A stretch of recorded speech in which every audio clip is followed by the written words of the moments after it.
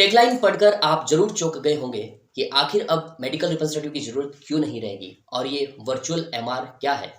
क्या भविष्य में एमआरस की नौकरियां खत्म हो जाएगी और क्या इस फील्ड में भी हमें बेरोजगारी का सामना करना पड़ेगा। ऐसे कई सवाल आपके मन में इस टैगलाइन को पढ़ने के बाद उठ ही गए होंगे। लेकिन वर्चुअल एमआर के बारे में जानने से पहले हमें जानना होगा आर्टिफिशियल इंटेलिजेंस के बारे में, जिसके बारे में थोड़ी सी चर्चा करते हैं। आर्टिफिशियल इंटेलिजेंस धीरे धीरे टेक्नोलॉजिकल एडवांसमेंट के साथ साथ ग्रो कर रहा है। यह कई फील्ड में काम कर रहा है। आर्टिफिशियल इंटेलिजेंस के माध्यम से आप विभिन्न सेक्टर्स में क्वेश्चंस के जवाब पा सकते हैं जो कि ऑटोमेटेड कंप्यूटर ऑपरेटेड होते हैं।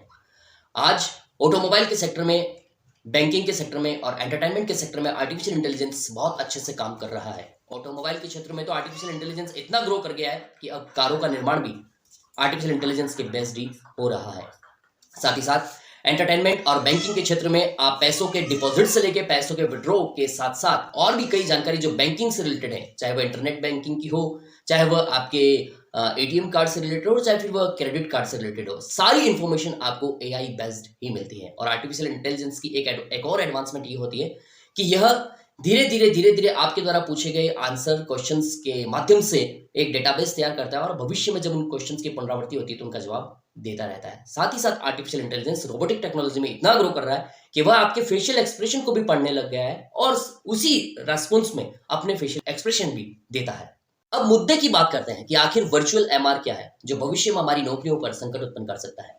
वर्चुअल एमआर, डॉक्टर्स अपने चैम्बर में कंप्यूटर के क्लिक के साथ से एक 3 डायमेंशनल एमआर को अपने चैम्बर में कॉल कर सकेंगे। एक 3 डायमेंशनल अप्रोच के रूप में मेडिकल रिप्रेजेंटेटिव जो कि कंप्यूटर ऑपरेटेड होगा उनके चैम्बर में अवतरित हो जाएगा।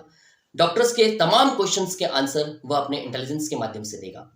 प्रोफेशनल लेवल पर धीरे धीरे यह एआई बेस्ड मेडिकल रिप्रेजेंटेटिव का अवतार ग्रो करेगा और धीरे धीरे अपना डेटाबेस तैयार करते हुए डॉक्टर्स के विभिन्न सवालों के जवाब देगा।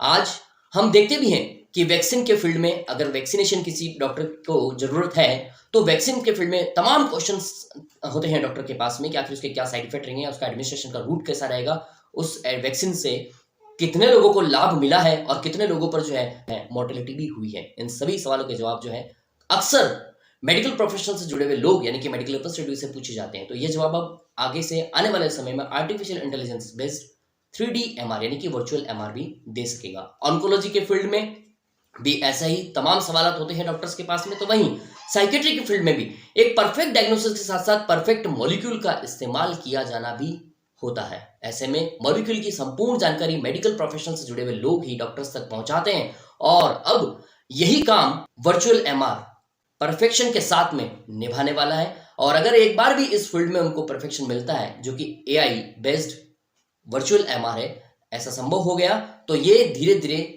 ऐसे ही एआई बेस्ड एमआरस की टीम को तैयार कर लेंगे जो कि कंपनी के लिए काफी कॉस्ट एफिशिएंट रहेगा। अब आपके मन में एक बार फिर से एक सवाल खड़ा होगा कि ऐसा अब तक किसने किया है, ऐसी कौन सी कंपनी जो वर्चुअल एमआर लेकर के आ गई है।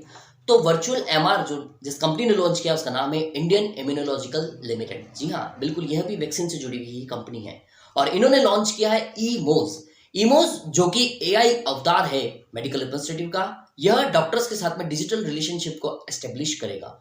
डिजिटल रिलेशनशिप को एस्टेब्लिश करने के साथ साथ उसको इंप्रूव करेगा, उसको एनहेंस्ड करेगा। जैसा कि मैंने वीडियो में पूर्व में बताया था कि वो सारा डेटाबेस जो है धीरे धीरे डॉक्टर्स के क्वेश्चंस और आंसर्स के आधार पर कलेक्ट करता रहेगा और अपने आप को इंप्रूव करता रहेगा। एज पर डॉक्टर नीड उनको मॉलिक्यूल से रिलेटेड, वैक्सीन से रिलेटेड इंफॉर्मेशन शेयरिंग के साथ साथ भी उनको नियमित रूप से अपडेट भी देगा। कौन? Virtual MR. अब एक और सवाल ये उठता है कि व्हाई इट रिक्वायर्स, आखिर वर्चुअल एमआर की जरूरत क्यों पड़ी। तो देखिए, जब से पैंडेमिक का दौर एक खत्म हुआ है, इस दौर के खत्म होने के बाद और पैंडेमिक के जो 2 साल चले थे उस दौरान टेक्नोलॉजिकल एडवांसमेंट की भयंकर जरूरत पड़ी थी। एवरी सेगमेंट में टेक्नोलॉजिकल एडवांस की एक भयंकर डिमांड थी। उस समय में जितनी भी टेक्नोलॉजिकल या आईटी रिलेटेड कंपनीज थी उन्होंने बहुत ग्रोथ भी हासिल की थी। उसके पीछे वजह ये थी क्योंकि आम जन तक टेक्नोलॉजी की डिमांड जीवन के हर एक क्षेत्र में बढ़ गई थी, चाहे वह मेडिकल फील्ड में हो चाहे एजुकेशन फील्ड में हो। एजुकेशन फील्ड में तो आपने बायजूस जैसे अवतार भी देखे होंगे जिन्होंने पैंडेमिक दौर में काफी ग्रो भी किया।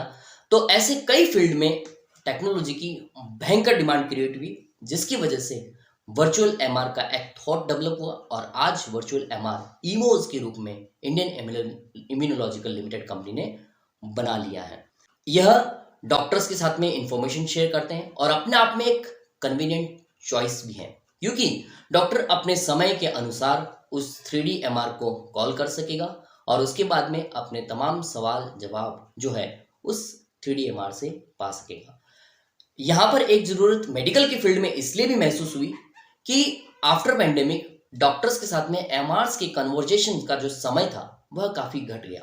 पहले जहाँ डॉक्टर एमआरस को समय दे करके मॉलिक्यूल से रिलेटेड तमाम बातचीत कर लिया करते थे और जो नई रिसर्च मॉलिक्यूल पर आती थी उसकी स्टडी भी एमआर के माध्यम से अपने चैम्बर में एक मददगार के रूप में ही सही मेडिकल प्रोफेशन से कर लिया करते थे और उसे पेशेंट पर यूज भी करते थे। लेकिन चूंकि अब डॉक्टर्स जो है आफ्टर पैंडेमिक एमआरस को या अदर रिप्रेजेंटेटिव को सेल्स रिप्रेजेंटेटिव को समय नहीं दे पा रहे, इस ड्रास्टिक डाउनफॉल की वजह से ही वर्चुअल एमआर की जरूरत महसूस हुई, जो अब डॉक्टर से डिजिटली कांटेक्ट कर पाएगा और डिजिटल रिलेशनशिप बना पाएगा। आज डिजिटल होने की डिमांड कहाँ नहीं है। हमारे देश के प्रधानमंत्री श्री नरेंद्र मोदी जी भी हमें डिजिटल होने के लिए ही बढ़ा रहे हैं। डिजिटल इंडिया उनका एक बेहतरीन प्रोग्राम है और हम भी धीरे धीरे डिजिटल हो रहे हैं। डिजिटल होने के माध्यम से ही आज हम आपसे यूट्यूब के अपने चैनल के माध्यम से इन बेहतरीन इन्फॉर्मेशन को साझा कर रहे हैं और हम आगे भी करते रहेंगे। एक और नए कंटेंट के साथ हाजिर हूँगा मैं अपने अगले वीडियो में। तब तक के लिए नमस्कार।